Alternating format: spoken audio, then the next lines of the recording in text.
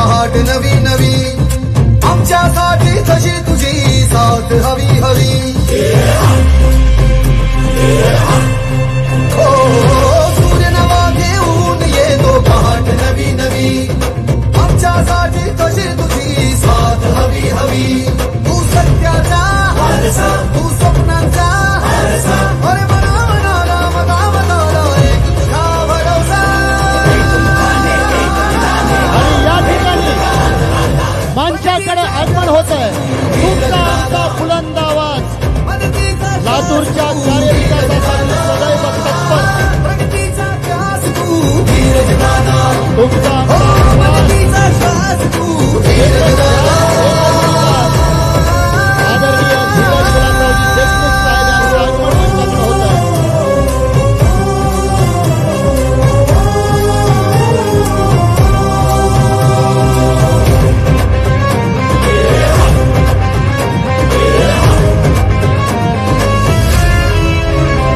कल्याणाचा दासोली घेऊनी हात आधाराचा सदा पुढे ठेवूनी हो लोक कल्याणाचा दासोली घेऊनी हात आधाराचा सदा पुढे ठेवूनी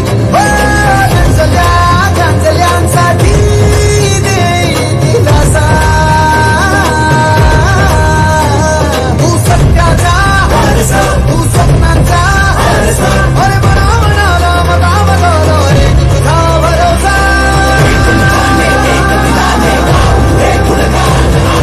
प्रगतीचा ध्यास तू धीरज दादा प्रगतीचा श्वास तू धीरज दादा प्रगतीचा ध्यास तू धीरज दादा हो प्रगतीचा श्वास तू धीरज दादा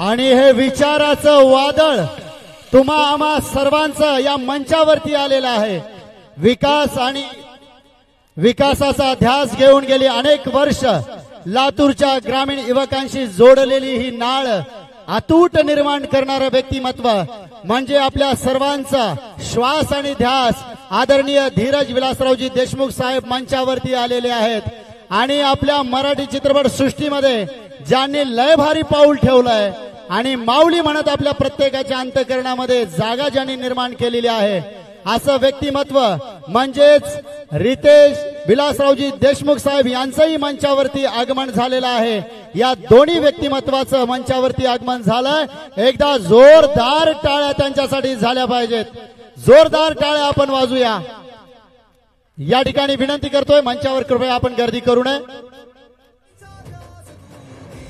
कृपया विनंती आहे मंचावर आपण गर्दी करू नये लातूरसाठी लढायचं आणि लातूरसाठीच जिंकायचं नाळ मातीशी लातूरच्या प्रगतीशी हे ब्रीद वाक्य आपण घेऊया आणि सदैव जगूया साहेबांची स्वप्न आदरणीय स्वर्गीय विलासरावजी देशमुख साहेब यांच्या विचाराचा वारसा आणि वसा ज्यांनी सदैव खांद्यावरती घेतलेला आहे असं व्यक्तिमत्व तुमचं आमचं काळीज तुमचा आमचा श्वास तुमचा आमचा विकास मंचावरती आहे ते म्हणजे धीरज भैया देशमुख एकदा हात वरी करून जरा जोरदार टाळ्या झाल्या पाहिजेत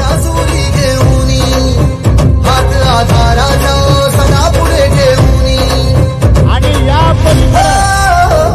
या लातूरचा लातूर पॅटर्न ज्यांनी सिनेसृष्टीमध्ये निर्माण केलेला आहे हिंदी आणि मराठी सिनेसृष्टीमध्ये ज्यांनी लातूरचा लातूर पॅटर्न चित्रपट सृष्टीमध्ये निर्माण केलेला आहे लय भारी पाऊल ज्याने ठेवलं आणि माऊली म्हणून आपल्या अंतःकरणामध्ये घर केलंय त्या रितेश दादासाठी जरा जोरदार टाळ्या आपण वाजवल्या पाहिजेत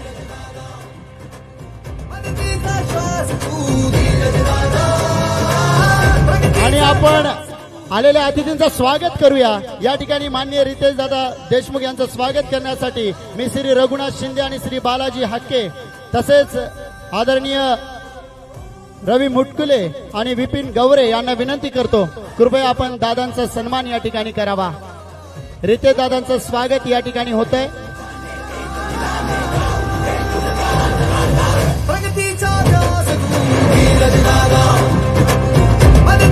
श्वास तू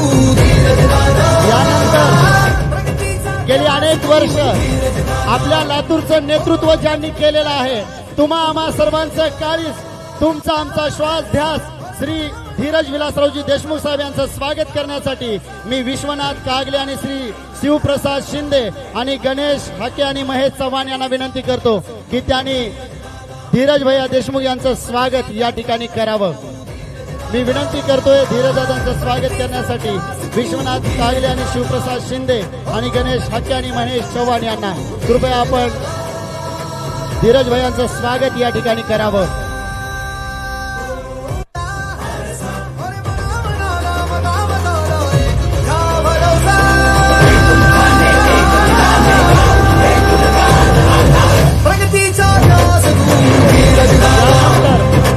या ठिकाणी उपस्थित आदरणीय बालाजी गाडे यांचं स्वागत करण्यासाठी मी श्री परमेश्वर लांडगे आणि बालाजी कदम यांना विनंती करतो।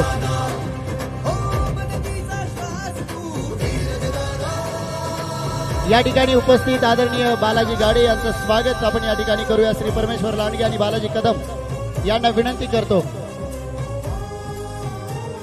कृपया बालाजी गाडे सर यांचं स्वागत करावं। बालाजी गाडे सर यांचं स्वागत या ठिकाणी करावं। श्री परमेश्वर लांडगे आणि बालाजी कदम यांना विनंती आहे।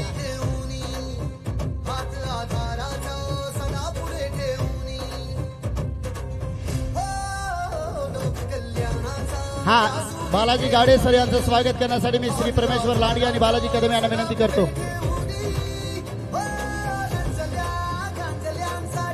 धन्यवाद। मी विनंती करतोय आपण स्थानापन्न व्हावं। आणि भैया साहेब तुम्ही येणार आहात ही शाश्वती आम्हाला होती आणि तुम्ही येणारच ही खात्री आम्हाला होती। खऱ्या अर्थाने निवडणूक औपचारिक आहे, विजयाचा गुलाल आताच आम्ही उधळलेला आहे आणि युवकांचं प्रेम धीरज भैयांवरती आहे। आणि मला असं वाटतं एकदा भैयांचे फ्लेक्स आपण सगळ्यांनी वरी करायचे आहे, जे फोटो आहेत। आणि भैया तुमचा डीपी असलेला फोटो बघायचा आहे, हो का? प्रगतीचा ध्यास तू धीरज दादा, प्रगतीचा श्वास तू धीरज दादा, प्रगतीचा ध्यास वाळलेला मळा, हॅलो, वाळलेला मळा, दुष्काळाच्या झळा, दाणे विरीत कंस आणि पोरकी झालेली माणसं आम्ही साहेब गेल्याच्या नंतर आम्ही जाणवत होती। पण साहेब गेल्यानंतरही साहेबांचं प्रेम धीरज भैयांनी नामित भैयांनी कधी कमी होऊ दिलं नाही हो।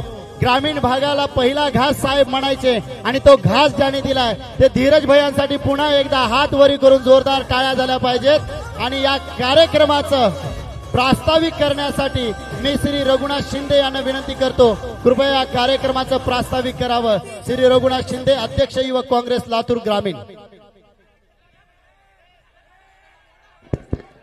आज आपल्या सर्वांना संबोधित करण्यासाठी आपलं लातूर ग्रामीणचं युवा नेतृत्व लोकप्रिय आमदार सन्माननीय धीरज भैया देशमुख साहेब यांच्या प्रचारार्थ आपल्यासाठी आवर्जून उपस्थित असलेले सन्माननीय रितेशजी दादा देशमुख साहेबांचं मी या ठिकाणी युवकांच्या वतीनं मनापासून स्वागत करतो।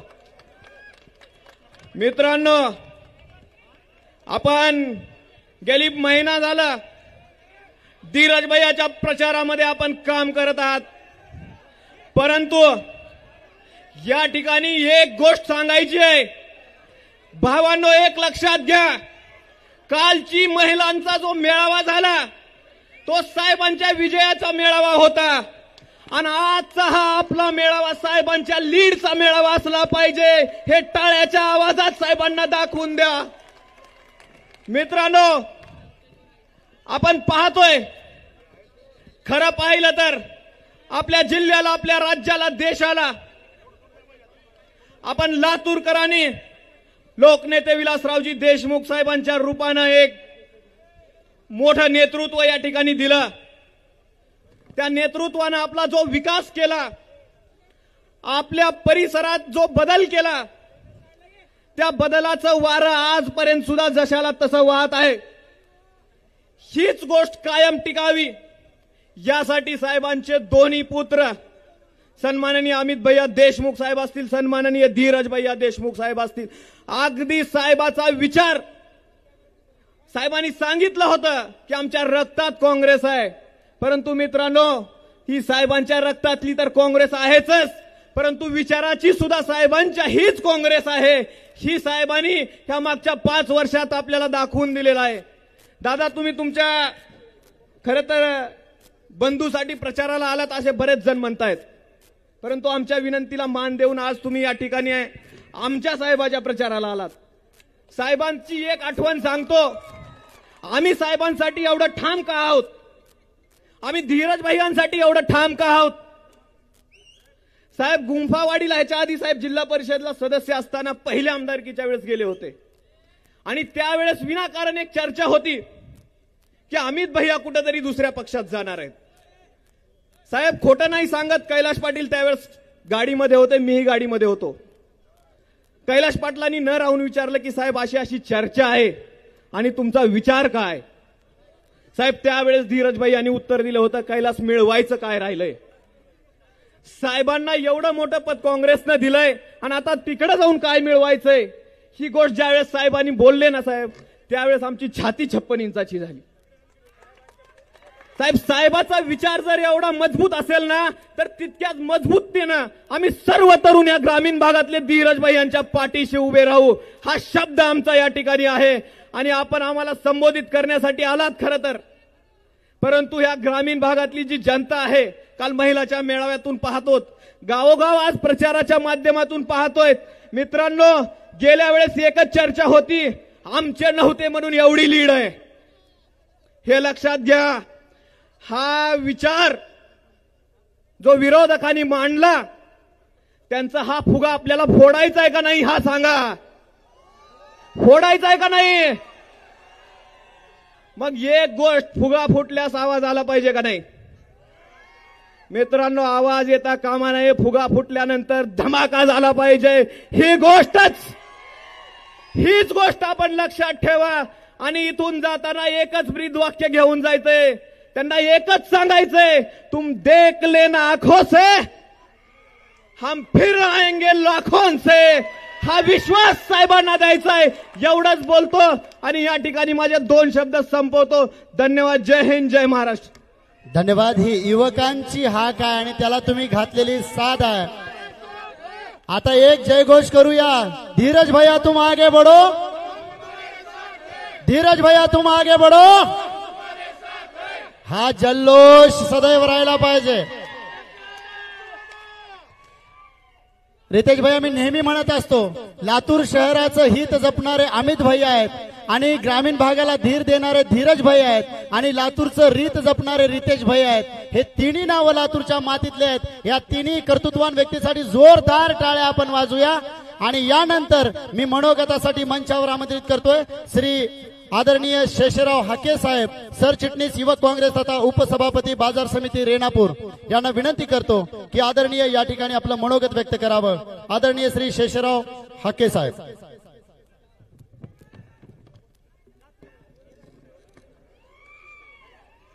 तुम्हा आम्हा सर्वांचे नेते, तुम्हा आम्हा सर्व युवकांचा श्वास, ध्यास आणि उद्याच्या लातूर ग्रामीणच्या विकासाची आस, आदरणीय धीरजभाई देशमुख साहेब,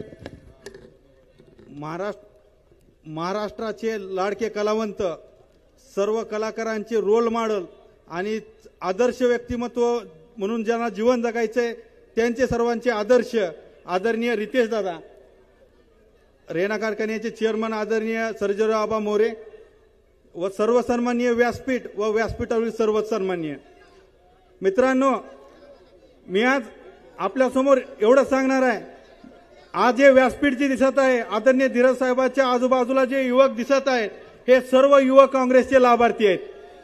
या युवक काँग्रेसच्या माध्यमातून, आदरणीय साहेबांच्या माध्यमातून माझ्यासारख्या सामान्य कुटुंबातल्या माणसाला, युवकाला लातूर रेणापूर कृषी उत्पन्न बाजार समितीच्या उपसभापती या जबाबदार पदावर काम करण्याची संधी आदरणीय धीरज साहेबांनी दिली। आज तुम्ही आज रेणापूर कृषी उत्पन्न बाजार समिती असेल, लातूर कृषी उत्पन्न बाजार समिती असेल किंवा इथल्या कुठल्याही सहकारी संस्था किंवा स्थानिक स्वराज्य संस्था पहा, तिथे जर युवक काम करताना आपल्याला दिसत आहेत तर याचं एकच कारण आहे, कारण आमचा आमदार दिलदार आहे, युवकांचा राज आहे आणि युवकाचा हृदयस्थान आहे। आदरणीय आमच्या आमदार साहेबांनी युवक काँग्रेसला एक विचार दिला. साहेब स्वतः युवक काँग्रेसमधून काम करून पुढे आलेले आहेत. त्यामुळे तुम्हाला आम्हाला सांगायचं आहे, येणाऱ्या 20 तारखेला या युवक काँग्रेसवर खूप मोठी जबाबदारी आहे. या आपण पाहतो, कारण बूथ कमिट्यावरचं आपण आजपर्यंत 1 बूथ 10 युथ, 1 बूथ 20 युथ असं काम पाहिलेलं आहे. परंतु मित्रांनो, ही आपली युनिट टेस्ट होती. खरी परीक्षा 20 तारखेला आहे. आणि ती परीक्षा म्हणजे काय, तर आदरणीय साहेबांना लाखाच्या लीडनं आपल्याला निवडून आणायचं आहे. त्यामुळं मला आदरणीय साहेबाची माफी मागून सांगतो, साहेब जर आपणाला बूथवर, कारण आपण युवक आहात, युवकांची व्याख्या जुने लोक काय सांगायचे, लात मारल तिथं पाणी काढण्याची ताकद म्हणजे काय, तर युवकांची शक्ती. मित्रांनो, आता तर लात मारायची नाही, आपल्याला बूथ तिथं मतदान काढायचंय. आणि ते मतदान कसं काढायचंय, तर एका बूथावर जिथं वाडी वस्ती तांडे असतील, जिथे गाव जरा थोडंसं लांब असेल, वस्ती असेल, त्या वस्तीवरचं एक मतदान गोळा करून आदरणीय साहेबासाठी आपल्याला तिथं आणायचंय, बूथावर मतदान करून घ्यायचंय आणि आपली युवकांची ताकद दाखवून द्यायची आहे. आणि असं करत असताना जर कोणी अंगावर आलं तर त्याला शिंगावर घ्यायची देखील ताकद या युथ काँग्रेसमध्ये असली पाहिजे आणि ती आपण घेणार आज. आणि हे सर्व करत असताना आपले साहेबाचं सुसंस्कृत नेतृत्व आपल्याला लाभलेलं आहे. त्यांच्या छबीला, त्यांच्या विचाराला कुठं तडा जाऊ देणार नाही, याची आपल्या युवकांनी जोश दाखवताना होशमध्ये काम घेणं गरजेचं आहे. आणि सर्व तुम्ही युवक आहात म्हणून सांगतो, कारण कसं आहे, युवक आहात, युवकांना बरेच इम्पॉर्टंट फोन कॉल्स येतात, मेसेज येतात. आपली थोडीशी चॅटिंग, मेसेज, महत्वाचे कॉल, क्यूट कॉल म्यूट ठेवा.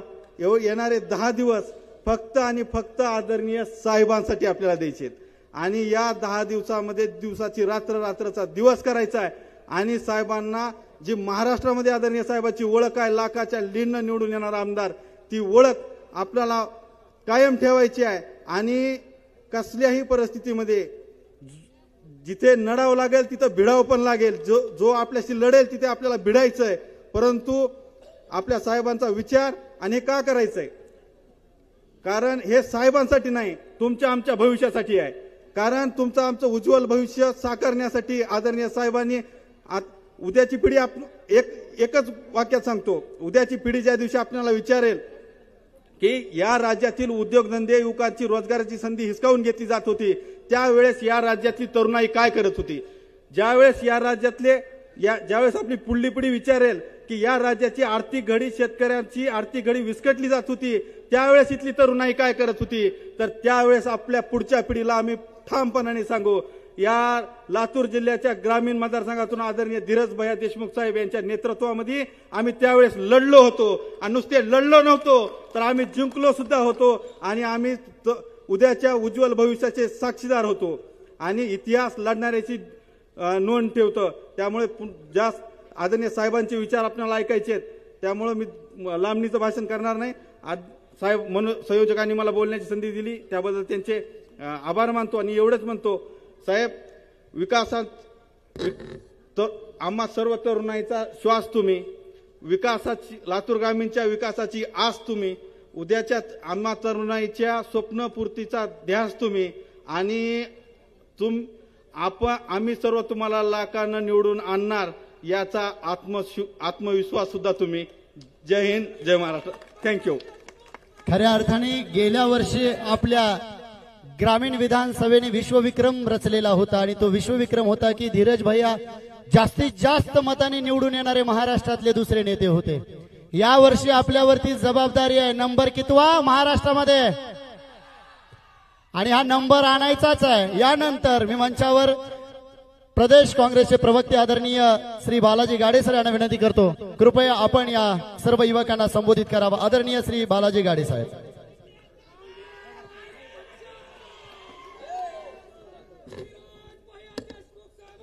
बहुजन प्रतिपालक कुलवाडी भूषण छत्रपती शिवाजी महाराज, महात्मा फुले, राजर्षी शाहू महाराज, घटनेचे शिल्पकार भारतरत्न डॉक्टर बाबासाहेब आंबेडकर, या महाराष्ट्रामध्ये ज्यांच्या एका वाक्यावरती काँग्रेस कार्यकर्ता जिवंत आहे कितीही लोकांनी काँग्रेसला संपवण्याचा प्रयत्न केलं तरी तेच संपतील, पण काँग्रेस संपवणार नाही असं सांगून माझ्यासारख्या काँग्रेस कार्यकर्त्यांना लढण्याचं बळ देणारे या महाराष्ट्राचे आमचे प्रेरणास्थान स्वर्गीय माजी मुख्यमंत्री विलासरावजी देशमुख साहेब आणि मंचावरती उपस्थित आपल्या सगळ्यांचे लाडके, या महाराष्ट्रामध्ये ज्यांनी आपल्या कर्तृत्वावरती या देशामध्ये ज्यांनी स्वतःची ओळख निर्माण केली, ज्यांच्याविषयी बोलायचं असेल तर इतकंच म्हणता येईल की अख्ख्या महाराष्ट्रामध्ये असं एकही गाव नाही, अख्ख्या महाराष्ट्रामध्ये असं एकही गाव नाही जिथे रितेश विलासराव देशमुख यांचं नाव नाही. असे लातूरची आन बान शान माननीय रितेश भैया देशमुख, आपल्या सगळ्यांचे लाडके आमदार, आमचे मार्गदर्शक, ज्यांच्याकडे बघून आम्ही युवक काँग्रेसमध्ये काम करतोय, ते आपले कालचे, आजचे आणि उद्याचे आमदार आदरणीय धीरज भैया देशमुख आणि मंचावरती उपस्थित सर्वच आणि मंचाच्या समोर बसलेल्या माझ्या तमाम मित्रांनी मैत्रिणींनो, अधिकचा वेळ घेणार नाही. मी नांदेडवरनं खास या ठिकाणावरती आदरणीय धीरज भैयांसाठी आलेलो आहे.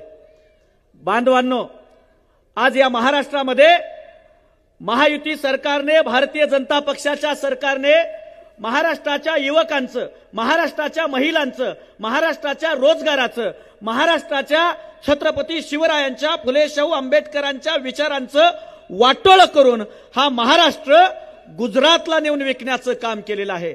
आणि म्हणून हा महाराष्ट्र जर वाचवायचा असेल तर इथल्या बेगडी लोकांचं सरकार आपल्याला घरी बसवावं लागेल आणि या महाराष्ट्रामध्ये काँग्रेस पक्षाचं, महाविकास आघाडीचं सरकार आपल्याला आणावं लागेल. ते का आणावं लागेल हे आपण लक्षात घेतलं पाहिजे, कारण हा लातूर जिल्हा तर काँग्रेसचा बालेकिल्ला आहेच, पण मी ज्या नांदेड जिल्ह्यात येतो तो नांदेड जिल्हा सुद्धा काँग्रेसचा बालेकिल्ला आहे. आणि आज आमचा नांदेड जिल्हा, आमच्या इथला काँग्रेस पक्ष कुणाकडे बघून जिवंत असेल तर तो आदरणीय अमित भैयांकडे बघून जिवंत आहे. आणि आम्ही लोकसभेमध्ये क्रांती केली. रितेश भैया आमच्या इकडच्या माजी मुख्यमंत्र्यांना असं वाटलं आमचे काँग्रेसचे आदर्श आहेत स्वर्गीय विलासरावजी देशमुख साहेब, पण बीजेपीनं अनेक आरोप केले, आदर्श घोटाळा असेल, अनेक घोटाळे, आणि आमचे आदर्श मुख्यमंत्री ते तिकडे घेऊन गेले आणि त्यांना मोदी वॉशिंग मशीन धुवून त्यांना व्यवस्थितरित्या स्वच्छ करण्यात आलं. आणि ते काँग्रेस सोडून भाजपमध्ये गेले. त्यावेळेला नांदेड मधली काँग्रेस संपली अशा प्रकारची अफवा पसरवल्या जात होती.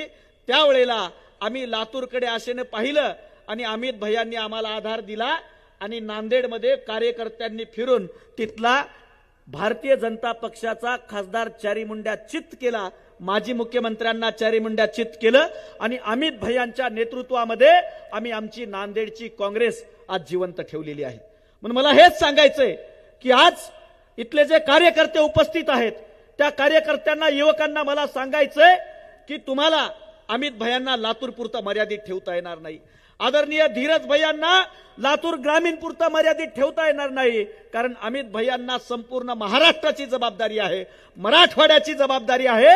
आणि त्यामुळं हे लातूर जिवंत ठेवायचं असेल तर लातूर ग्रामीणची जबाबदारी तुम्ही सर्वांनी घेतली पाहिजे आणि संपूर्ण लातूर जिल्ह्यासाठी तुम्ही धीरज भैयांना मुक्त केलं पाहिजे हे या ठिकाणावरती सांगण्यासाठी मी खास नांदेडवरून आलेलो आहे.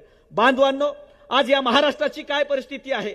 बांधवांनो, आज कापसाचे भाव पडलेले आहेत, आज सोयाबीनचे भाव पडलेले आहेत, आज विदर्भातला शेतकरी आत्महत्या करतोय, आज मराठवाड्यातला शेतकरी आत्महत्या करतोय. आणि या मराठवाड्यामध्ये विलासरावजी देशमुख साहेबांच्या नंतर डोळस नेतृत्व असलेला आणि व्हिजनरी पॉलिटिक्स असलेला राजकारणी झाला नाही. जे झाले त्यांनी स्वतःची घरं भरण्याचं काम केलं. पण आज या महाराष्ट्रामध्ये साहित्य, संस्कृती, कला, क्रीडा, कथा, त्याचबरोबर ज्ञान आणि विज्ञान या सर्व क्षेत्रामधलं ज्ञान ज्यांना होतं ज्यांना माहिती होती आणि या प्रत्येक मंचावरती गेल्यावरती हातात चिटोरं न घेता जे स्वतःच्या बुद्धिमत्तेतनं बोलायचे आणि या प्रत्येक क्षेत्रामध्ये या मराठवाड्याला उभं करण्याचं काम ज्यांनी केलं ते स्वर्गीय विलासरावजी देशमुख होते. त्यानंतर ते कुणीही केलेलं नाही. म्हणून येणाऱ्या कालखंडामध्ये महाराष्ट्राचं चित्र बदललेलं आहे, महाराष्ट्राचा माहोल बदललेला आहे. कारण भारतीय जनता पक्षानं एकीकडे काँग्रेसला भ्रष्ट म्हणता म्हणता त्यांनी महाराष्ट्रातले लुच्चे, लपंगे, चोर, लुटारू, भ्रष्टाचारी आणि बलात्कारी हे स्वतःच्या पक्षात घेतलेत. त्यामुळं महाराष्ट्रातलं लुच्चे, लपंगे, चोर, लुटारू, भ्रष्टाचारी एकाच छताखाली भेटण्याचं ठिकाण म्हणजे भारतीय जनता पक्ष आहे. आणि म्हणून महाराष्ट्रातल्या जनतेला आता हे महायुतींचं, हे चोरांचं, लुटारूंचं, छत्रपती शिवाजी महाराजांचा अपमान करणाऱ्या लोकांचं सरकार नकोय. आणि म्हणून महाविकास आघाडीचं सरकार येणार आहे. आणि म्हणून मी आज यासाठी आलोय कारण स्वर्गीय विलासरावजी देशमुख साहेबांनी नांदेडवरती खूप काही दिलेलं आहे. त्यांनी आपल्या आठवण म्हणून स्वतः नंतर मुख्यमंत्री पदाचं दान आमच्या नांदेडला दिलेलं होतं. ते कृतज्ञ झाले असतील, ते दिलं. आणि म्हणून पुन्हा एकदा या मराठवाड्याला ते मुख्यमंत्रीपद यावं अशी आम्हा नांदेडकरांची इच्छा आहे. आणि या 2024 मध्ये आपलं मतदान या लातूर मधल्या सर्वच्या सर्व जागा, फक्त लातूर ग्रामीणच नाही तर लातूर मधल्या सर्वच्या सर्व जागा महाविकास आघाडीच्या पारड्यामध्ये आपल्याला टाकायच्या आहेत. आणि या लातूर जिल्ह्याला इतिहास घडणार आहे. आणि अमित भाई यांच्या माध्यमातून इथं मुख्यमंत्री पदाचं स्वप्न पुन्हा एकदा तुमचं पूर्ण होणार आहे. त्यामुळं हे स्वप्न पूर्ण करायचं असेल, हे स्वप्न पूर्ण करायचं असेल तर आपल्याला एकत्रित येऊन लढावं लागेल. बांधवांनो, पैशाच्या माध्यमातून, धमक्यांच्या माध्यमातून बीजेपी बुलाती है. पैशाच्या माध्यमातून, धमक्यांच्या माध्यमातून बीजेपी बुलाती है. मी अशोक चव्हाणांना म्हणालो होतं बीजेपी बुलाती है मगर जाने का नाही, पण त्यांनी ऐकलं नाही. रितेश भैया, तुम्ही मुलाखत घ्यायला आला होतात तेव्हा थोडं हे सांगितलं असतं तर कदाचित तुमचं तरी त्यांनी ऐकलं असतं, पण त्यांनी काही ऐकलं नाही. ते म्हणाले की वो बुलाती है, हमें जाना पडेगा क्योंकि हम डर गए हैं. पण आम्हाला राहुलजींनी सांगितलेलं आहे की डरो मत, बीजेपी बुलाती है मगर जाने का. आणि म्हणून जायचं नाही तर फक्त डॉक्टर बाबासाहेब आंबेडकरांनी आपल्याला अधिकार दिलेला आहे, ताकद दिलेला आहे. आणि ती ताकद कोणती आहे तर ती मतदानाची ताकद आहे. तुम्ही तुमच्या गावातल्या बूथ मतदान केंद्रावरती तिथं पंजाचं बटन दाबलं की थेट एक बटन दाबलं का 2 राजधान्यांमध्ये करंट पोहोचणार आहे. तुमच्या गावात तुम्ही एक बटन दाबलं का मुंबईतलं सरकार पडणार आहे आणि दिल्लीतलं सरकार हलणार आहे. फक्त एक बटन तुम्हाला तुमच्या गावात दाबायचंय. आणि बांधवांनो, आदरणीय धीरज भैयांसोबत मी काम केलेलं आहे. मी नांदेडचा युवक काँग्रेसचा जिल्हाध्यक्ष म्हणून काम करतोय. पण आम्ही ज्या वेळेला विधान भवनामध्ये धीरज भैयांची एंट्री पाहतो त्यावेळेला आम्हाला विलासरावजी विधान भवनात आल्याचा आभास होतो त्या ठिकाणावरती. त्यामुळं तुमच्या भागातले प्रश्न मांडताना मी त्यांना सभागृहामध्ये पाहिलेलं आहे, तुमच्या भागातल्या प्रश्नांसाठी लढताना मी त्यांना पाहिलेलं आहे. त्यामुळं हे नेतृत्व आपण जपलं पाहिजे, हे पुढे गेलं पाहिजे. कारण ही माणसं तुमच्यासाठी लढतायत, तुमच्यासाठी संघर्ष करतायत. आणि इथला शेतकरी, कष्टकरी जगायचा असेल, आज सोयाबीनचा भाव काय आहे? सोयाबीनचा भाव आज फक्त 350 ते 4000वरती आलेला आहे. आज या महाराष्ट्रातला कापसाचा भाव 6500 ते 7000वरती आलेला आहे. 2013 साली 7500 रुपये क्विंटल कापसाला भाव होता. 2013 साली 5500 ते 6000 रुपये क्विंटल सोयाबीनला भाव होता. पण आज या भावावरती कोणी बोलायला तयार नाही. 2013 साली डीएपीचं पोतं 650 रुपयाला होतं, आज ते डीएपीचं पोतं 1500 रुपयाला झालेलं आहे. आणि सोयाबीनचा भाव मात्र आज किती आहे? 3800 रुपये. आणि माय माऊली ज्या वेळेला बाजारामध्ये जाते त्यावेळेला सोयाबीनचं तेल तिला 200 रुपये किलोने विकायला भेटतंय. म्हणजे हा देश, हा महाराष्ट्र, हा देश कोण चालवताय? 4 गुजराती चालवतायत. 2 गुजराती विकत आहेत आणि 2 गुजराती विकत घेत आहेत. आणि महाराष्ट्रातले मुख्यमंत्री आणि उपमुख्यमंत्री त्यांच्या समोर लोटांगण घालत आहेत.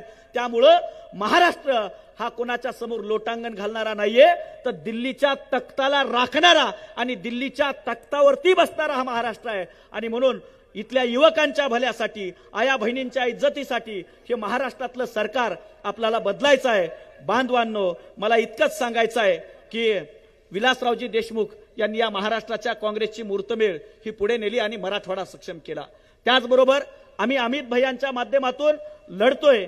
तुमची जबाबदारी आहे की धीरज भैयांना या लातूर ग्रामीण मतदारसंघामधनं एक रेकॉर्ड निर्माण झालं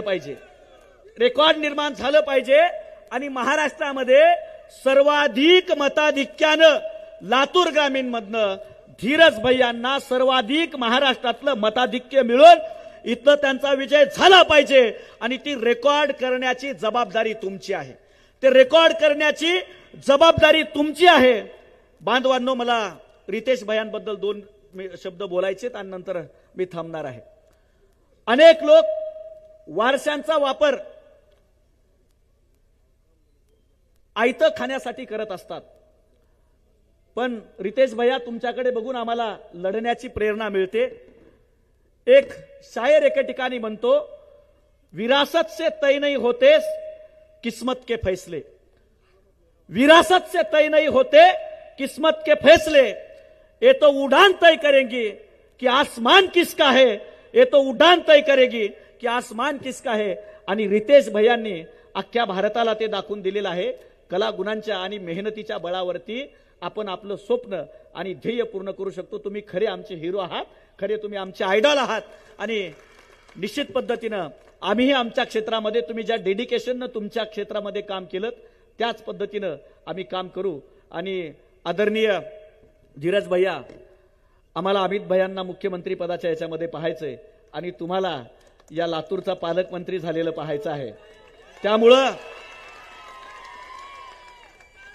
हा आवाज जो आहे, हा आवाज 23 तारखेला इतका बुलंदपणे निघाला पाहिजे. हा आवाज 23 तारखेला इतका बुलंदपणे निघाला पाहिजे की लातूरच्या आवाजानं दिल्ली हादरली पाहिजे. आणि इथं माननीय नामदार मी अमित विलासराव देशमुख मुख्यमंत्री पदाची शपथ घेतो की हे शब्द मुंबईमध्ये गुंजले पाहिजे. हे करायचं असेल तर आवाजावरती जमणार नाही. जोश से नहीं होश से काम लेना पडेगा. ज्याचं बूथ जिंकतं, जो पक्ष बूथवरती जिंकतो तो मतपेट्यांमध्ये जिंकत असतो. जो पक्ष बूथ जिंकत असतो, जो कट्ट्यावरच्या चर्चेमध्ये जिंकत असतो, जो लिंबाच्या झाडाखालच्या ओट्यावरच्या चर्चेत जिंकत असतो, पारावरच्या ओट्यावरच्या चर्चेत जो पक्ष जिंकत असतो तोच पक्ष विधानसभेत जिंकत असतो. त्यामुळं इथला आवाज असाच आपल्याला घरी घेऊन जायचा आहे. आणि इथं जे तुम्ही उरात घेऊन जाणार आहात त्या गावातल्या लोकांना सांगायचंय. जे लोक सांगतायत हिंदू धर्म धोक्यामध्ये आहेत त्यांना तुम्हाला सांगायचंय. जे लोक सांगतायत मुस्लिम धर्म धोक्यामध्ये आहेत त्यांना तुम्हाला सांगायचंय. जे लोक सांगतायत की आम्ही लाडकी बहीण सांगितली आणली त्यांना तुम्हाला सांगायचंय. काय सांगायचंय की भाजपला पडली मतांची कडकी म्हणून वाटायला लागलीये त्यांना बहीण लाडकी. हे गावात जाऊन तुम्हाला सांगायचंय. तुम्हाला हे सांगायचंय गावात जाऊन की हिंदू धर्म क्यों खतरे में है. ना हिंदू खतरे में है, ना मुसलमान खतरे में है, तो आज महाराष्ट्र में धर्म के नाम पे राजनीति करने वालों की खुर्चियां खतरे में है. हे तुम्हाला गावामध्ये आज जाऊन तुम्हाला सांगायचंय. आज तुम्हाला गावात जाऊन सांगायचंय की संविधान धोक्यामध्ये आहे, युवकांचा रोजगार धोक्यामध्ये आहे. बांधवांनो, मी तुम्हाला सांगितलं अनेक पोरं आज आमचा सगळा 30 सेकंदाचा जमाना आहे. रितेश भैया, 30 सेकंदाच्या पलीकडे धीरच राहिला नाही लोकांमध्ये. लोकांचा धीरज 30 सेकंदाचा राहिलेला आहे आणि भाजपच्याकडे तर धीरज आणि संयम याचं काहीच घेणं देणं नाहीये. त्यामुळं सध्याचा जमानाच असा आहे की आमची पोरं सगळी रील्स वरती बघून हे करत असतात आणि आमची पोरं सांगतात जेब में होगा मनी तर मागे पडतील 17 जणी. अशा पद्धतीने पोरं स्टेटस ठेवतायत आणि ह्याच्या खिशामध्ये गावाकडे जायला पैसे नसतात. हे लातूरून टमटमवर दुसऱ्याच्या पैशावर गेलेलं असते. त्यामुळं हे चित्र कधी बदलणार आहे. हे तुम्हाला भिकेला लावण्याचं काम कोण केलं तर तुम्हाला भिकेला लावण्याचं काम या महाराष्ट्राचा वेदांता फॉक्सकॉन सारखा प्रकल्प असेल किंवा रोजगार निर्मिती करणारा प्रकल्प गुजरातला पळवला जो इकडे येऊ शकला असता आणि या लातूर मधले पोरं सुटाबुटामध्ये आणि 4 चाकी वाहनामध्ये नोकरी करून फिरू शकले असते. ते का होऊ शकलं नाही तर भारतीय जनता पक्षानं महाराष्ट्र लुटला आणि गुजरातला दान केला. हे होऊ द्यायचं नसेल आणि खिशात मनी पाहिजे असेल आणि घरी तुम्हाला जर कुणाचा घरधनी व्हायचा असेल तर आपल्याला महाराष्ट्रामध्ये काँग्रेस पक्षाचं आणि महाविकास आघाडीचं सरकार आणावं लागेल. लातूरकर शहाणे आहेत कारण लातूरकरांनी कायमच पंजाचं सरकार आणलेलं आहे. पंजाच्या अधिक एक असलेल्यांचं सरकार निश्चित पद्धतीने आणलेलं नाहीये. आपण ते आणाल एवढी विनंती आणि अपेक्षा आपल्याकडनं व्यक्त करतो. लातूर सध्या मराठवाड्याचं नेतृत्व करतोय. लातूरनं मराठवाड्याचं नेतृत्व केलेलं आहे आणि लातूर मराठवाड्याचं नेतृत्व करतोय. आज विदर्भ रस्त्यामध्ये सुधारला रितेश भैया. विदर्भ रस्त्यामध्ये मराठवाड्याच्या पुढे गेलाय. विदर्भ अनुशेषामध्ये मराठवाड्याच्या पुढे गेलाय. काही जणांना ह्या माझ्या गोष्टी कळत नसतील, पण मराठवाडा आज संस्थात्मक विकास, अनुशेष आणि मागासलेपणा आणि महिलांच्या आत्महत्या आणि पुरुषांच्या आज शेतकऱ्यांच्या आत्महत्या याच्यात महाराष्ट्रात 1 नंबरला आहे. आणि हे चित्र का थांबत नाहीये तर आपलं नेतृत्व महाराष्ट्राचं नेतृत्व करण्यासाठी आपण पुढे पाठवत नाहीत. आणि म्हणून हे जर व्हायचं असेल, महाराष्ट्रातल्या मराठवाड्यातले गावखेड्यातले रस्ते, गावखेड्यातल्या तरुणांच्या हाताला रोजगार, महिलांना रोजगार, महिलांचा सन्मान आणि मराठवाड्याचा विकास करायचा असेल तर मुख्यमंत्री पद सुद्धा मराठवाड्यालाच असलं पाहिजे. आणि सध्या काँग्रेसकडे मराठवाड्यातला एकच चेहरा आहे, तो म्हणजे लातूरकडे आहे. एवढीच हे या ठिकाणावरती सांगतो. आणि अनेक संकट यामध्ये आड आपल्याला आहेत, अनेक अडचणी आड आपल्याला येणार आहेत, अनेक संकट या लढाईत आहेत, पण तरी सुद्धा आपल्याला लढायचंय. एक शायर एका ठिकाणावरती असं म्हणतो की ओ धैर्य नाभिक की धैर्य कुशलता क्या, कि जिस नाभिक की धैर्य कुशलता क्या, धाराए जब प्रतिकूल न हो. ओ त्यामुळं ज्या वेळेला लहरे आणि धाराए समोर प्रतिकूल आहेत त्यावेळेला खऱ्या अर्थानं नाव हाकायला माणसाला आनंद असतो. आणि आज सगळं वातावरण, एकीकडे ईडी, सीबीआय हे भाजपचे प्रचारक आहेत आणि काँग्रेसचे स्टार प्रचारक या महाराष्ट्रातला शेतकरी, कष्टकरी आणि सर्वसामान्य माणूस आहे. त्यामुळे ईडी आणि सीबीआय जिंकतंय का या महाराष्ट्रातली जनता जिंकतेय ते आपल्याला येत्या 23 तारखेला आपल्याला दाखवून द्यायचंय. आणि निश्चित पद्धतीने आपण ते दाखवून द्याल याची अपेक्षा करतो. आणि येत्या 20 तारखेला पंजाचं बटन दाबायचं आणि थेट मुंबई आणि दिल्लीला करंट द्यायचा एवढी विनंती करतो. मला बोलवलं त्याबद्दल आभार व्यक्त करतो आणि थांबतो. धन्यवाद. जय हिंद, जय महाराष्ट्र. धन्यवाद. आदरणीय स्वर्गीय विलासरावजी देशमुख साहेब यांच्या नावाचा उल्लेख झाला. रितेश दादा, आम्ही रोज साहेबांना बघतो. अमित भैयांच्या भाषणामध्ये आम्हाला साहेब दिसतात, तर तुमच्या दिसण्यामध्ये आम्हाला साहेब दिसतात, तर धीरज भैयांच्या वागण्यामध्ये आम्हाला साहेब दिसतात. आम्ही रोज साहेबांची अनुभूती घेतो की नाही. एकदा जोरदार टाळ्या वाजून साहेबांपर्यंत आवाज गेला पाहिजे. यानंतर गेली अनेक वर्ष तुम्हा आम्हा सर्वांना सदैव साहेब आपल्यामध्ये आहेत हे शाश्वती देणारं नाव म्हणजे धीरज विलासरावजी देशमुख साहेब. लढायचं लातूरसाठी, जगायचं लातूरसाठी आणि लातूरचा विकास करत राहायचा. तुम्ही माझ्या पाठीशी आहात म्हणून मी लढतो हे ब्रीद वाक्य घेऊन जगणारं व्यक्तिमत्व आपल्याला संबोधित करण्यासाठी येतंय. मी मंचावर आमंत्रित करतोय आपल्या या युवकांना संबोधित करण्यासाठी. धीरज विलासरावजी देशमुख साहेब, एकदा जोरदार टाळ्यांच्या गजरामध्ये त्यांचं स्वागत करूया. प्रगतीचा व्यास तू धीरज दादा, प्रगतीचा श्वास तू धीरज दादा, प्रगतीचा व्यास तू धीरज दादा, हो प्रगतीचा श्वास तू. आज आपण सर्वजण होऊ घातलेल्या विधानसभेच्या अनुषंगाने हा एक प्रचंड असा युवकाचा जनसागर जो आज इथं आलेला आहे. ह्या मेळाव्याचे प्रमुख आकर्षण आपल्या सर्वांचे लाडके, लातूरची शान,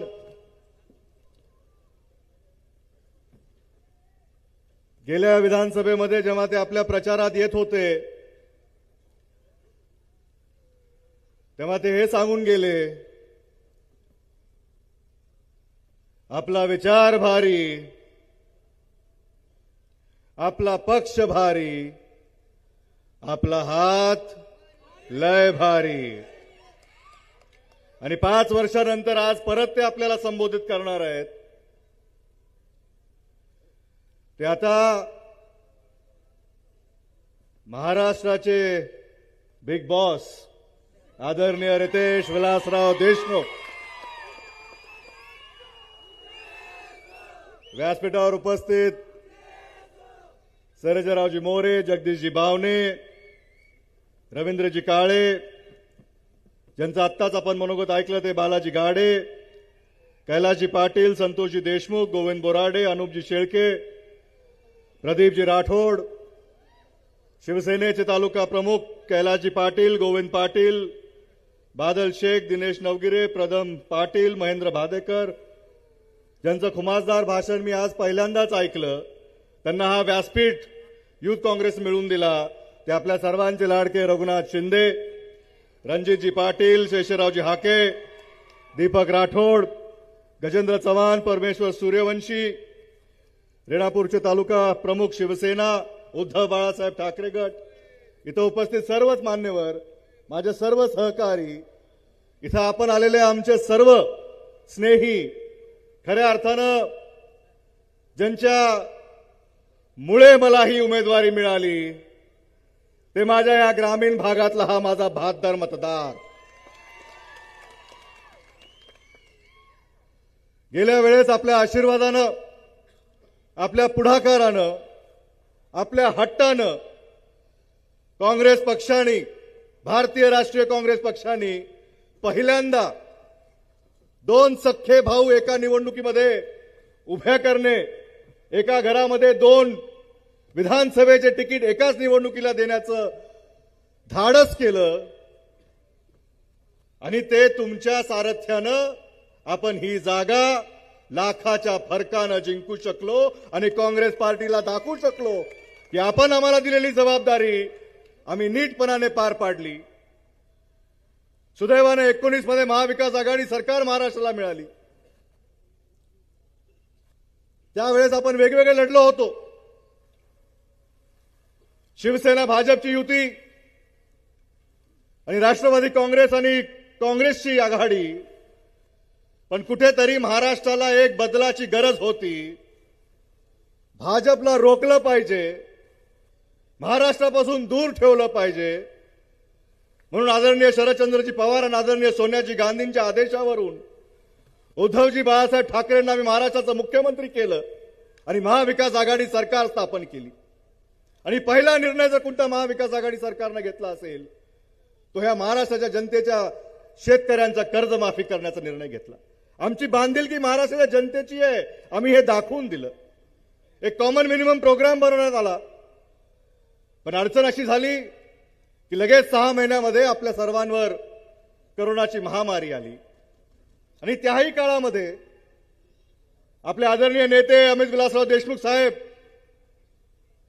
त्यांना लातूरचं पालकमंत्री पद होतं, वैद्यकीय शिक्षण विभाग त्यांच्या हातामध्ये होता आणि ही सगळी व्यवस्था जी कोरोनाच्या काळामध्ये प्रत्येक हॉस्पिटल जे महाराष्ट्र शासन चालवत होतं, किंबहुना प्रत्येक हॉस्पिटलची बेड, नर्स पुरवठा असेल, औषध पुरवठा असेल, आरोग्य विभाग आणि वैद्यकीय शिक्षण विभागाच्या माध्यमातून ते काम होत होतं. आणि अतिशय चांगलं काम उद्धव साहेबांच्या नेतृत्वामध्ये आदरणीय अमित विलासराव देशमुख साहेबांनी त्या काळात केलं, महाविकास आघाडी सरकारनं केलं. प्रत्येक आमदाराला आपापल्या मतदारसंघामध्ये, तो सत्ता पक्षाचा असो किंवा विरोधी पक्षाचा असो, समान वागणूक, महाराष्ट्राची जनतेची जबाबदारी महाविकास आघाडी सरकारवर होती. आणि WHO सारख्या जागतिक ऑर्गनायझेशननं देखील की भारत देशामध्ये जेवढे राज्य आहेत त्याचं आकलन केलं, त्यांची व्यवस्था बघितली. कोरोना मॅनेजमेंटमध्ये सर्वात अधिक चांगलं काम, पारदर्शक काम कुठल्या राज्याने केलं असेल तर तो हा आपला महाराष्ट्र राज्य होता, हे लक्षात ठेवलं पाहिजे. थोडं मागे जाऊन विचार करा की ज्या पद्धतीचं राजकारण आजच्या काळामध्ये चाललेलं आहे, महाविकास आघाडी सरकार खाली खेचण्याचं काम, महाविकास आघाडी सरकारला षड्यंत्र करून पाडण्याचं काम, संविधानाच्या बाजूने न राहता असंवैधानिक काम करून महाविकास आघाडी सरकार पाडली गेली. कशी पाडली तुम्हा सर्वांना माहिती आहे. इथं गाड्यांनी सांगितलं की 30 सेकंड आजकाल फार महत्वाचे झालेले आहेत. आणि त्यावेळेस एक रील, काय झाडी, काय डोंगर, एकदम. पण तुमच्या त्या एका ओकेमुळं काय काय झालं. तुम्ही महाराष्ट्राला धोका दिला, तुम्ही महाराष्ट्राची गद्दारी केली. महाराष्ट्रामध्ये चांगलं चाललेलं सरकार तुमच्या या कृत्यामध्ये पडलं. आदरणीय उद्धव साहेबांना त्यांच्या सगळ्या मंत्रिमंडळाला राजीनामा द्यावा लागला आणि त्याच्यानंतर गेली 2.5 वर्ष ही महायुतीची सरकार एका अदृश्य शक्तीमुळे इथं कार्यरत झाली. आणि काय काय केलं त्यांनी या 2.5 वर्षामध्ये? कुणासाठी विकास केला? त्यांचा वैयक्तिक विकास झाला त्याच्यामध्ये मला जायचं नाही. कुणाला किती मिळाले, कुणी काय केलं? तुम्हाला जनतेने निवडून दिलं होतं. जनतेने तुम्हाला जबाबदार एक आमदार म्हणून आपापल्या मतदारसंघातून निवडून पाठवलं होतं. त्या विधिमंडळामध्ये ह्यासाठी पाठवलं होतं, त्या पवित्र स्थानी ह्यासाठी पाठवलं होतं की तुमच्या माध्यमातून आपापल्या भागातले प्रश्न सुटतील, आपल्या लोकांच्या अडचणी सुटतील, आपला गावगाडा चांगल्या पद्धतीने चालेल, आपल्या गावामध्ये विकास होईल, आपल्या लोकांच्या हाताला काम मिळेल, आपला शेतकरी सुखावेल. पण तुम्ही असं काही केलं नाही. तुम्ही काय केलं? जे महाविकास आघाडी सरकारने कोरोनाच्या काळामध्ये प्रत्येक उद्योगपत्याला बोलून त्याच्यासोबत समंजस करार केले की एकदा कोरोनाचे काळानंतर जेव्हा आपण परत पूर्णतः काम सुरू करू, त्याच्यामध्ये महाराष्ट्रामध्ये बेरोजगारीचा फार मोठा प्रश्न होता.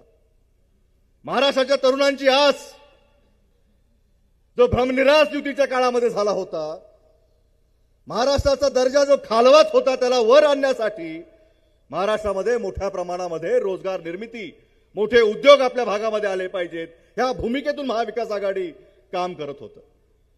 आणि यांनी आल्या आल्या अदृश्य शक्तीने महाराष्ट्रामधून हे सगळे महाराष्ट्राच्या तरुणांच्या हाताला लागणारं काम त्या शक्तीने दुसऱ्या राज्यामध्ये पाठवण्याची व्यवस्था केली. प्रत्येक तो उद्योग जो महाराष्ट्रामध्ये येणार होता, मग तो वेदांता फॉक्सकॉनचा उद्योग असेल 54,000 कोटीचा, टाटा एअरबस 22,000 कोटी, बल्क ड्रग पार्क 30,000 कोटी, मेडिसिन डिव्हाइस पार्क 500 कोटी, मग सिंधुदुर्गचा मध्ये होणारा पाणबुडी प्रकल्प असेल, नॅशनल मरीन पोलीस अकॅडमी असेल, डायमंड मार्केट असेल, आंतरराष्ट्रीय सेवा केंद्र असेल,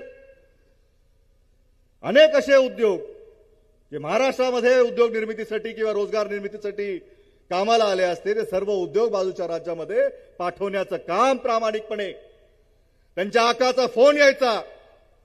आपण अलादीनची स्टोरी ऐकली असेल, त्याच्यामध्ये जिनीला बोलवून काहीतरी घासलं तर जिनी बाहेर येत होता. इथून फक्त फोन येतोय, इथला जिनी उठतो, बोलो मेरे आका. आकानी बोललं, जिनीने इच्छापूर्ती केली. इच्छापूर्ती तुमची झाली पाहिजे, तुमच्या हाताला काम पाहिजे होतं, तुम्ही ते मागितलं होतं. शेतकऱ्यांनी हमीभाव मागितला होता, महिलांनी सुरक्षता मागितली होती. यांनी काय दिलं? उद्योगाचं तर मी सांगितलंच. गेली 11 वर्ष तुमच्या सर्व आमच्या शेतकरी बांधवांच्या फोनवर एक व्हिडिओ क्लिप आहे का नाही आहे? एक नागपूरला दिंडी निघाली होती. त्या दिंडीमध्ये ज्यांनी ती दिंडी काढली होती ते आज सत्तेमध्ये आहेत. त्यांचं सरकार दिल्लीपासून ते गल्लीपर्यंत आहे. त्यांच्या हातामध्ये अदृश्य शक्ती, महाशक्ती ते म्हणतात आहे.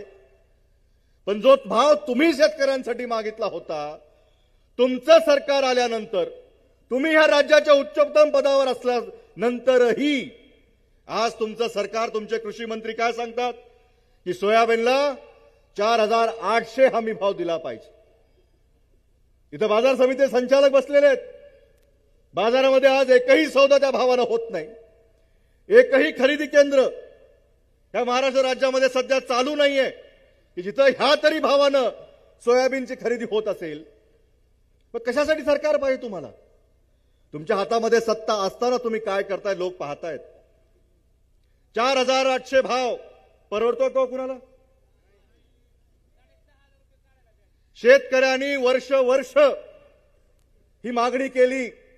10 वर्ष केंद्रातलं सरकार त्यांचं, राज्यामध्ये 10 पैकी 7.5 वर्ष सरकार त्यांचं, पण शेतकऱ्याच्या मागण्या मात्र पूर्ण होत नाहीत. मध्ये थोडाफार काळ सोयाबीनच्या भावाने उच्चांक गाठला होता, तर तेही यांना बघितलं नाही. लगेच केंद्राने एक निर्णय घेतला आणि सोयाबीनचे भाव पाडण्याचं काम त्या सरकारनं केलं. अनेक असे धोरणं त्यांनी घेतली की ज्याच्यातून शेतकऱ्याच्या मालाला भाव मिळूच शकत नाही. लोकसभेमध्ये आपण त्यांना दाखवलं लातूरची काय ताकद आहे, लातूरची काय किमया आहे. महाराष्ट्र जेव्हा लोकांच्या डोळ्यासमोर असतो, महाराष्ट्राचं हित जेव्हा लोकांच्या डोळ्यासमोर असतं, तर केंद्राच्या सरकारला देखील आपण दाखवलं की 48 पैकी ते म्हणत होते 45 पार. आम्ही सर्वांनी म्हणलं बस कर यार, अब की बार महाविकास आघाडी 30 पार. आपण करून दाखवलं. शेतकरी आंदोलन करतात. जवळपास दिल्लीच्या बॉर्डरवर 700 शेतकऱ्यांनी आपले बलिदान दिले, तरी या सरकारनं त्यांच्याकडे बघितलं नाही. ते काळे कायदे त्यांना मागे घ्यावे लागले, तरी शेतकऱ्यांना ते भाव देऊ शकत नाहीत. भाव त्यांना द्यायचाच नाहीये. एकीकडे ते जेव्हा सांगतात की भाव जर शेतकऱ्यांना दिले तर महागाई वाढणार आहे, ह्याच्यामधलं यांचं दुटप्पीकरण आपण पाहिलं पाहिजे. आपण सर्व तरुण आहोत, आपण सुशिक्षित आहोत. मीडियाच्या माध्यमातून जे आपल्या समोर येतं ते आपण बघितलं पाहिजे. लोकांना त्याच्यामधून जनजागृती केली पाहिजे. ग्राहक वर्गाला सांगितलं जातं की शेतकऱ्यांच्या मालाला जर भाव वाढला तर तुमची महागाई वाढेल. पण आज माझा त्यांना प्रश्न आहे, आज सगळ्या लोकांना माहिती आहे 2014 मध्ये मनमोहन सिंग साहेबांचं सरकार होतं. सोयाबीनचा महाराज भाव काय होता? 2013-14 तोच होता 3.5, 4.5, आणि त्यावेळेस त्यांनी 6 मागितला होता. आज त्यांचं सरकार आहे 2024 मध्ये. त्यांचे सगळे लोक जे 6,000 भाव मागत होते सत्तेमध्ये आहेत, तरीही आज सोयाबीनला भाव तोच आहे. तर सोयाबीनचा भाव तर वाढला नाही, शेतकऱ्याला तर जादा मिळालं नाही. आपण सर्व शेतकरी पुत्र आहोत. बरं 2014 मध्ये तेलाचा भाव, आपण किराण्याला जात नाही म्हणून आपल्याला माहित नाही, 70 रुपये होता. तपासून बघा, गुगल करा, कुणाकडे फोन असेल तर. आणि आज सोयाबीनचा भाव तेलाचा 170 झालेला आहे. सोयाबीनचा भाव तोच, 10 वर्ष गेले, तेलाचा भाव 70चा 170 झाला. मग मधली नफेखोरी कोण करायला लागले? शेतकऱ्याला हे अडाणी समजतात. शेतकऱ्याला हे अडाणी समजतात. काम मात्र कुणाचं करतात? जोरात बोला. खरंय हो, ह्या देशामध्ये शेतकऱ्याच्या नादीच कुणी लागू नये. ज्याने ज्याने शेतकऱ्याचा नाद केला ना, या शेतकऱ्याने त्याचा करेक्ट कार्यक्रम केला पाहिजे.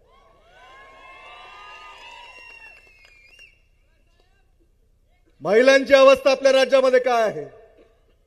सुरक्षित आहेत का महिला? आपल्या आया बहिणी सुरक्षित आहेत का? गृह खातं कुणाकडे आज?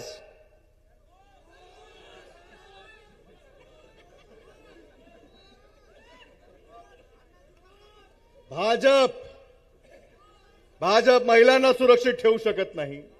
भाजप शेतकऱ्यांना सुखाचे दिवस आणून देऊ शकत नाही. भाजप तरुणांच्या हाताला काम मिळवून देऊ शकत नाही. इथं उमेदवार कुणाचा आहे? माझ्या विरोधात उमेदवार कुठल्या पक्षाचा उभा आहे? मग त्याचा काय करायचंय? हात वर करून सांगा जरा. पण हे कसं शक्य आहे? आपापल्या बूथवर, जोपर्यंत तुम्ही तुमच्या बूथवर पोहोचणार नाहीत, लोकांच्या घरापर्यंत जाणार नाहीत, लोकांना हे सगळे मुद्दे पटवून देणार नाहीत, त्यांच्या फसव्या प्रचाराला, फसव्या घोषणाला कुणीही बळी पडायचं नाही. रोज भडीमार करणार आहेत. टेन्शन त्यांना आहे, आपण घेत नसतो. आपण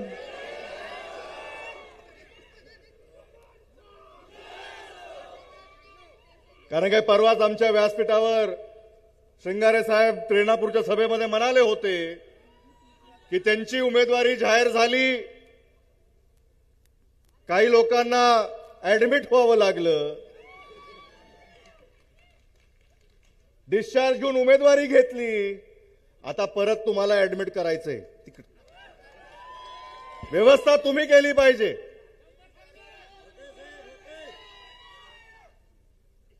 एक पेपरची कात्रण माझ्याकडे आहे,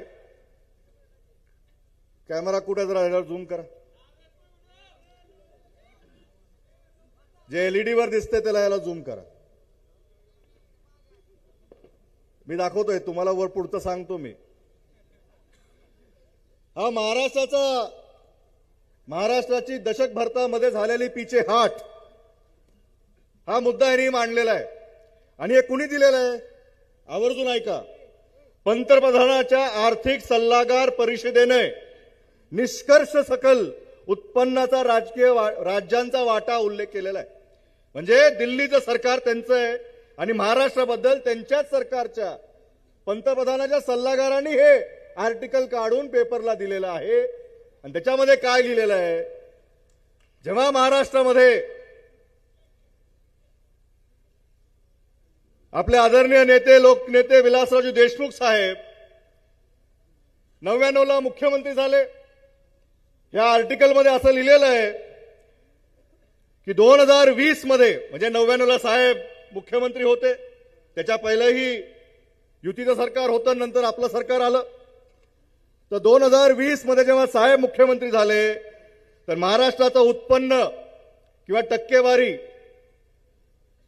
चा वाटा हा देशाच्या आर्थिक ह्याच्यामध्ये 13% होता आणि 23 मध्ये तो 13चा वाढून 23 पर्यंत तो 13.3% झाला. पण महत्वाचं हे आहे की 2000 मध्ये ते 2010 पर्यंत हा टक्का महाराष्ट्राचा 12 पासून 15% वाढवण्याचं काम त्या काळातल्या आपल्या आघाडी सरकारनं केलं, आपल्या नेतृत्वानं केलं, हे लक्षात ठेवलं पाहिजे. त्या काळात झालेली रोजगार निर्मिती असेल, संस्थात्मक जाळं असेल, सहकार क्षेत्र असेल, असं एकही क्षेत्र नव्हतं की ज्याच्यामध्ये महाराष्ट्र मागे होता. महाराष्ट्र देशामध्ये सगळ्याच्या पुढे राहण्याचं काम नेहमी महाराष्ट्रानं केलं. आणि परत आपल्या सगळ्यांवर ती जबाबदारी आलेली आहे की महाराष्ट्र विकास आघाडीच्या प्रत्येक उमेदवाराला आपल्याला चांगलं मताधिक्य मिळवून द्यायचंय. आणि हे का मिळवून द्यायचंय की महाराष्ट्र विकास आघाडी आल्यानंतर आपण जे शेतकऱ्यांची कर्जमाफी करणार आहोत, तरुण मुलांच्या हाताला रोजगार निर्माण करण्याची मोठी साधनं, मोठे उद्योग आपण आपल्या भागामध्ये आणणार आहोत. महिलांना सुरक्षित ठेवण्यासाठी चांगले कायदे आपण आणणार आहोत. महाराष्ट्रातली सध्याची ढासळलेली परिस्थिती सुधारण्यासाठी ही निवडणूक लातूरची, लातूर ग्रामीणची, कुणाला तर आमदार करायची ही निवडणूक ती नाहीये मित्रांनो. ही निवडणूक महाराष्ट्राची आहे, ज्या महाराष्ट्रामध्ये आपण सर्वजण महाराष्ट्राचा आराध्य देव छत्रपती शिवाजी महाराजच्या नावानं, जय घोषानं आपण जे सुरुवात करतो, डॉक्टर बाबासाहेब आंबेडकरांना दिलेल्या संविधानाच्या अधीन राहून हा लोकशाहीचा कारभार आपण सगळेजण करतो. सर्वांना समानतेनं वागणूक, सर्वांना समान हक्क, सर्वांना समान न्याय, सर्वांना समान संधी मिळवून देण्यासाठी आपला महाराष्ट्र, आपल्या महाराष्ट्राची ही निवडणूक आहे. आपल्या महाराष्ट्राच्या निवडणुकीमध्ये तुम्ही महाराष्ट्राच्या मातीतले सैनिक आहात, ही जबाबदारी तुमची आहे. तुम्ही लिहिणार आहात महाराष्ट्राचं येणारं भविष्य. तुम्ही, तुमच्या एका मतामध्ये एवढी ताकद आहे. तुमचं एक मत, जसं व्यासपीठावर पहिल्या वक्त्यांनी सांगितलं की पंजाचं जर बटन इथं दाबलं तर महाराष्ट्रामध्ये मुंबईचं सरकार तर बदलणारच आहे, पण दिल्लीपर्यंत तो आवाज जाणार आहे. कारण दिल्लीमध्ये आपला काँग्रेसचा बब्बर शेर आदरणीय राहुलजी गांधींची ताकद आपल्याला वाढवायची.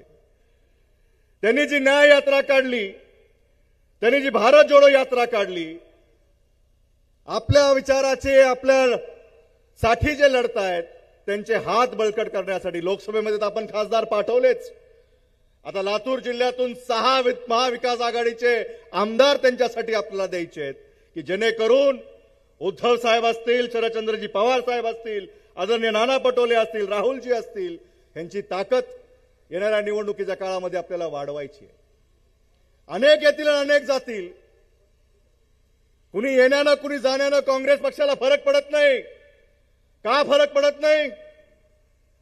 कारण काय सामान्य माणूस, सामान्य माणसाचा विचार गाय वासरूपासून पंजापर्यंत देश स्वतंत्र होण्यापासून आज तागायत काँग्रेसनं हा देश एक संघ ठेवण्याचा विचार हा सामान्य माणसानं काँग्रेसला मजबूत केलाय.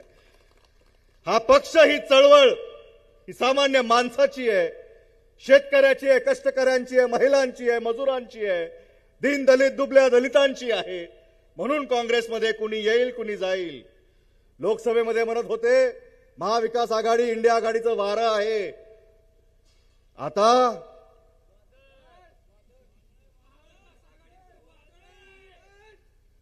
पुढे जर बघितलं तर हे वादळ आता थेट विधानसभेवर जाऊन धडकणार आहे. आणि कालच काही मोठ्या नेत्यांचं एक रील, परत 30 सेकंदावर एक रील आली. एक है तो सेफ है. बरोबर आहे. आपला बॅलेटवर नंबर काय? मतदान 1 नंबरवर करायचंय आणि सेफ व्हायचंय. एवढंच आहे. तेच आपला प्रचार करायला लागलेत. इथं आपण नंबर 1 ग्रामीणला, शहरामध्ये अमित भैया नंबर 1, निलंग्यात बी बहुतेक निलंग्यात बी नंबर 1, शहरात नंबर 1, ग्रामीण नंबर 1, मराठवाड्यात नंबर 1, महाराष्ट्रात नंबर 1.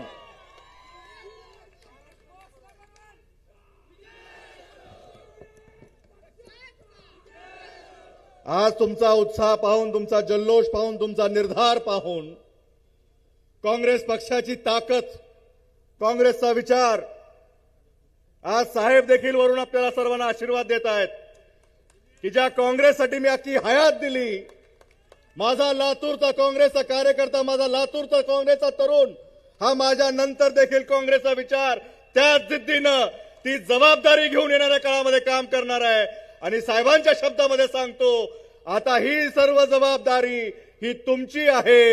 20 तारखेला 1 नंबरच्या बटन समोर, पंजासमोर बटन दाबून भरघोस अशा मताने मला आपण सर्वांनी विजयी करावं, परत एकदा आशीर्वाद द्यावे आणि तुमच्या सेवेमध्ये परत एकदा रुजू करून घ्या. एवढंच बोलतो आणि थांबतो.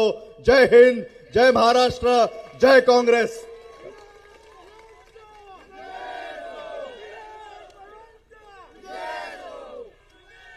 इतिहासातला पहिला काळ आहे जिथे आपलं काळीच बोलत असताना आपलं हृदय सर्वांचा आवाजाने जयघोष करत आहे.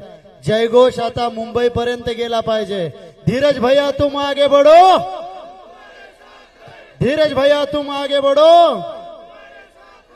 आणि यानंतर आता आजचं प्रमुख आकर्षण, ज्यांनी सांस्कृतिक क्षेत्रामध्ये लातूरचा लातूर पॅटर्न गाजवलाय, 2003 साली तुझे मेरी कसम म्हणत ज्यांनी सुरुवात केली चित्रपट सृष्टीची आणि मराठी चित्रपट सृष्टीमध्ये ज्यांनी लय भारी पाऊल ठेवलंय, आणि आता माऊली म्हणत तुमच्या आमच्या हृदयामध्ये ज्यांनी एक स्थान निर्माण केलंय.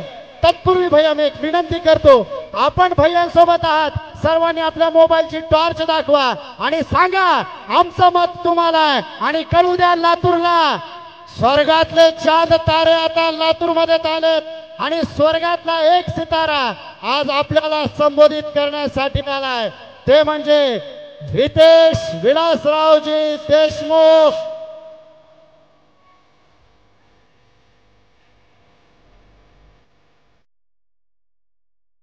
भैया साहेब एक सेल्फी तो बनतोय.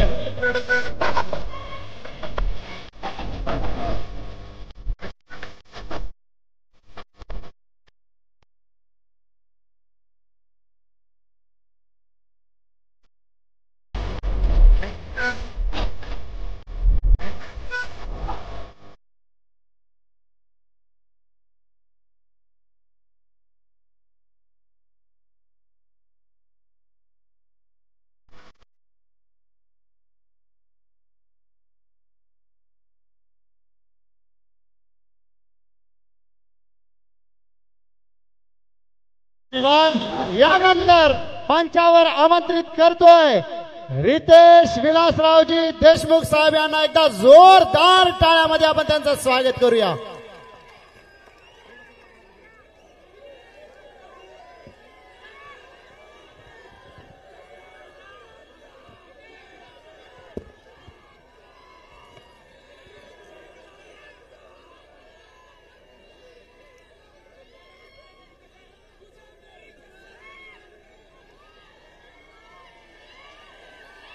इथं उपस्थित सगळ्यांना माझा नमस्कार। व्यासपीठावरील मान्यवर सर्जेराव मेटेजी, रवी काळेजी, संतोष देशमुखजी, प्रमोद जाधवजी, बालाजी गाडेजी, कैलाश पाटीलजी, अनूप शेळकेजी, गोविंद बोराडेजी, बादल शेखजी, गोविंद पाटीलजी, पदम पाटीलजी आणि रघुनाथ शिंदेजी व इतर मान्यवर,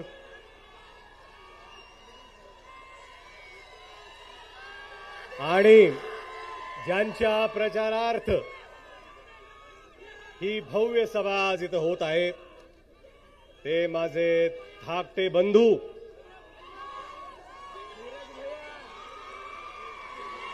आणि लातूर ग्रामीणचे आमदार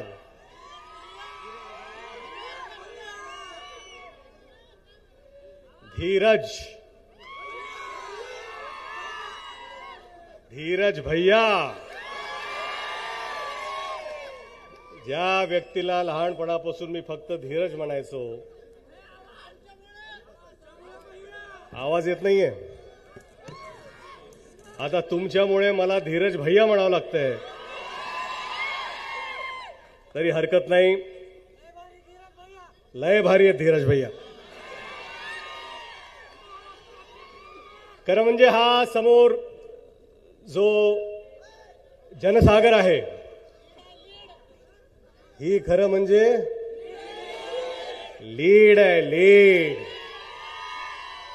कारण पूर्वी म्हणाल्यासारखं की काल जो महिला मेळावा झाला त्याच विजय निश्चित झाला होता।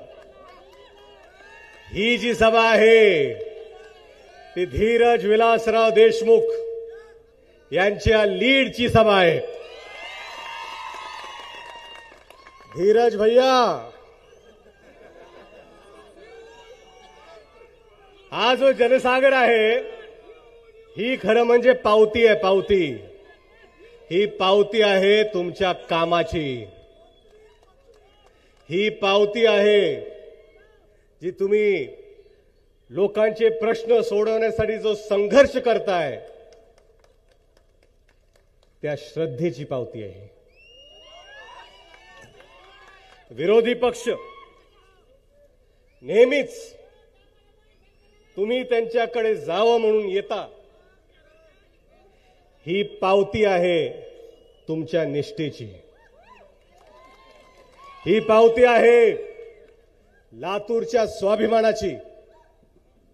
आणि हा जो स्वाभिमान तुम्ही राखताय हा फक्त स्वतःचा नव्हे, हा विलासराव देशमुख साहेबांचा नव्हे, तर इथं जो प्रत्येक मतदार आहे त्यांचा स्वाभिमान राखण्याचं काम धीरज तुम्ही करताय, याचा मला अत्यंत अत्यंत अभिमान आहे।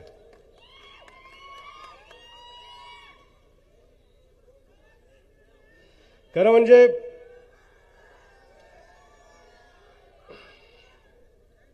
काय झालं,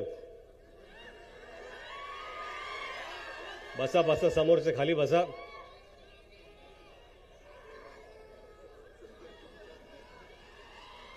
आता खरं एवढं चांगलं भाषण धीरजनी केल्यानंतर आता मी काय बोलावं ह्याच्यात मला कळत नाहीये। नाही अहो, बोलतो 100% बोलतो, पण आता सगळं लय भारी कार्यक्रम धीरजनी केल्यामुळे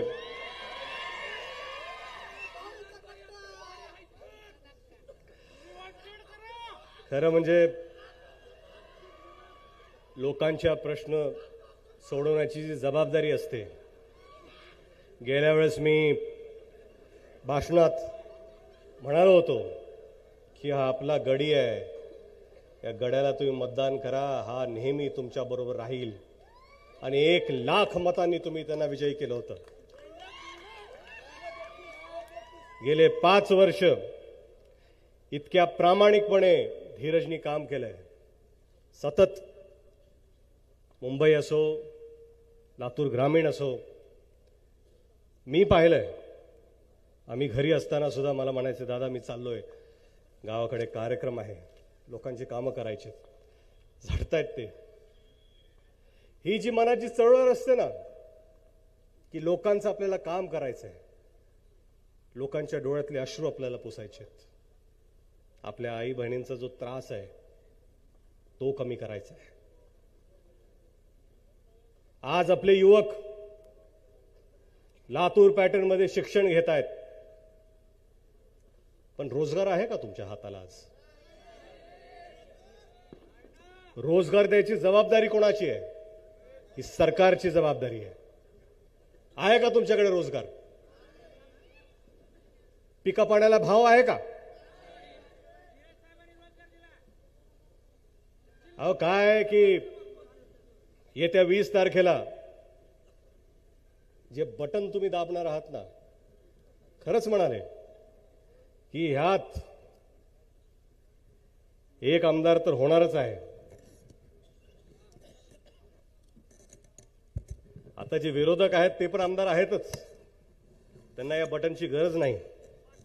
2-2 आमदार तर मिळतीलच तुम्हाला एका बटनमध्ये. खरं म्हणजे ह्यावेळेस, गेल्या वेळेस 1,00,000ची लीड होती, पण ह्यावेळेस एवढ्या जोरात बटन दाबा, एवढ्या जोरात बटन दाबा की पुढच्या वेळेसचं डिपॉझिट आत्ताच जप्त झालं पाहिजे त्यांचं. काही काळजी करू नका. लोकसभेला जे वारं होतं,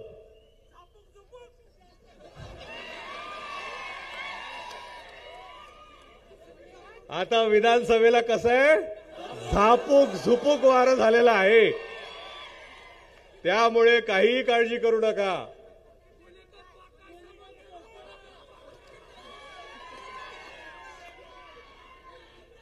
आता समोर गुलीगत धोका आहे,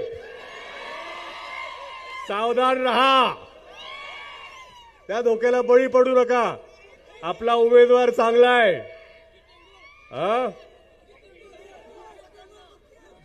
नाही आता बुक्कीत नाही, आता बटनांनी टेंगूळ द्यायची बारी आलेली आहे.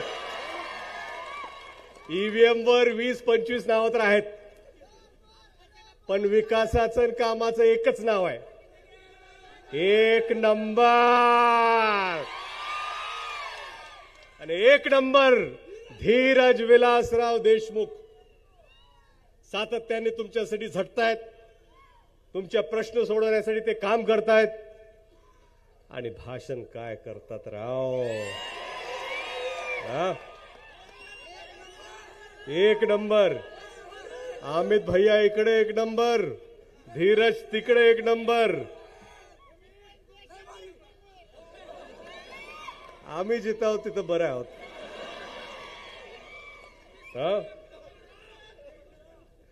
कृष्ण म्हणाले होते, कर्म हाच धर्म आहे.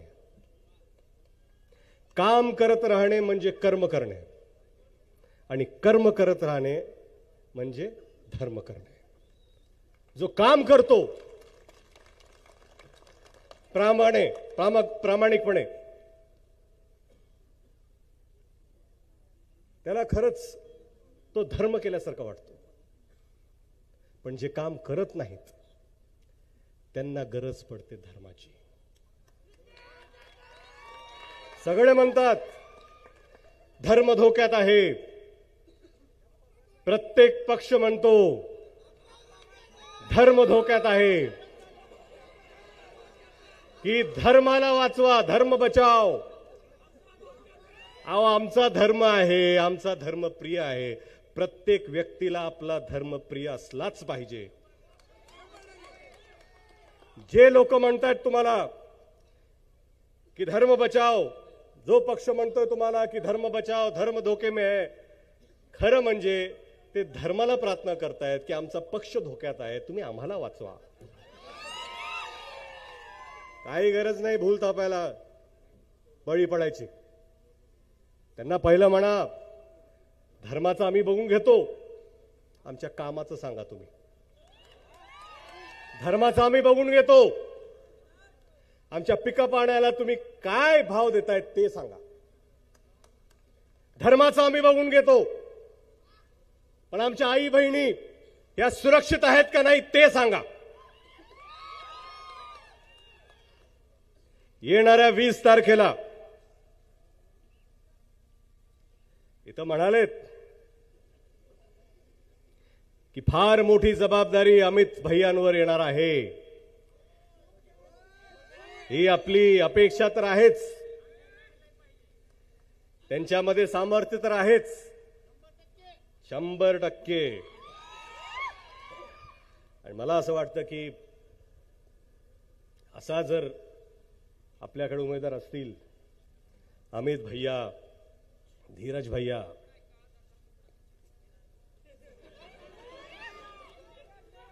आणि ह्या वेळेस हे जे वादळ येणार आहे, कुणाच्याही मनात शंका नाही की सरकार महाविकास आघाडीचंच येणार आहे. तुमच्या बटनमध्ये ताकद आहे. ओ अहो अण्णा दिसतंय तुम्ही मला, तुमचा पंजा भारी आहे. तुमचा पंजा भारी, माझा पंजा भारी, सगळ्यांचा पंजा लय भारी.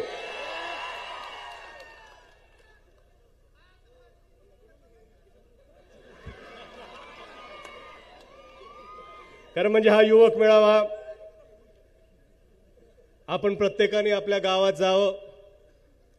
इथे बूथवर काम करणारे बरेचसे युवक मंडळी आहेत, कार्यकर्ते आहेत. त्यांना मी प्रामाणिकपणे सांगतो, उरलेत फक्त 10-12 दिवस, 10 दिवस,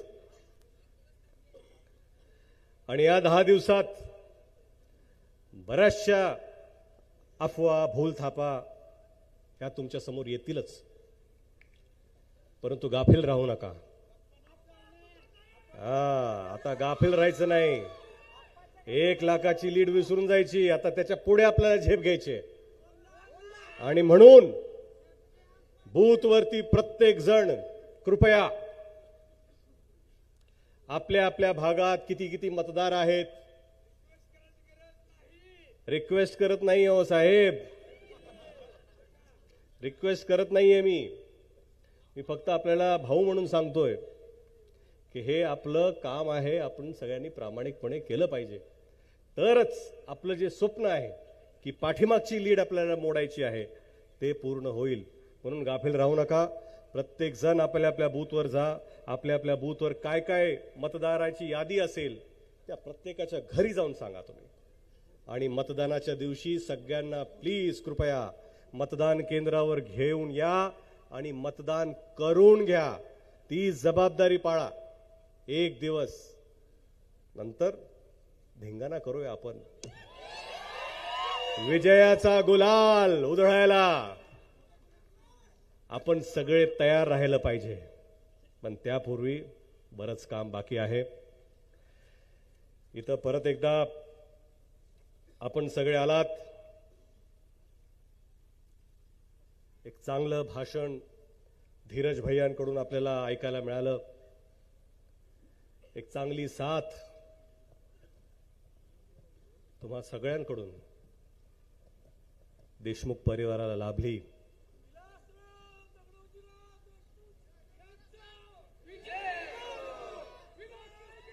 आज देशमुख साहेबांची आठवण झाल्याशिवाय राहत नाही. देशमुख साहेबांचे जे आदर्श आहेत, जे विकासाचं ध्येय आहे, तेच पुढे घेऊन जाण्याचं काम अमित भैया आणि धीरज भैया हे दोघंही करत आहेत. तर कृपया 20 तारखेला आपण सर्वांनी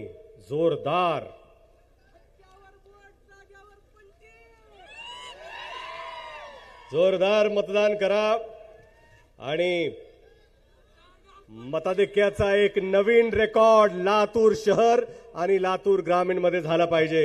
एवढंच बोलू इच्छितो. जय हिंद, जय महाराष्ट्र. धन्यवाद. नफरत की बाजार में मोहब्बत की दुकान खोलने आया हूँ. नफरत की बाजार में मोहब्बत की दुकान खोलने आया हूँ.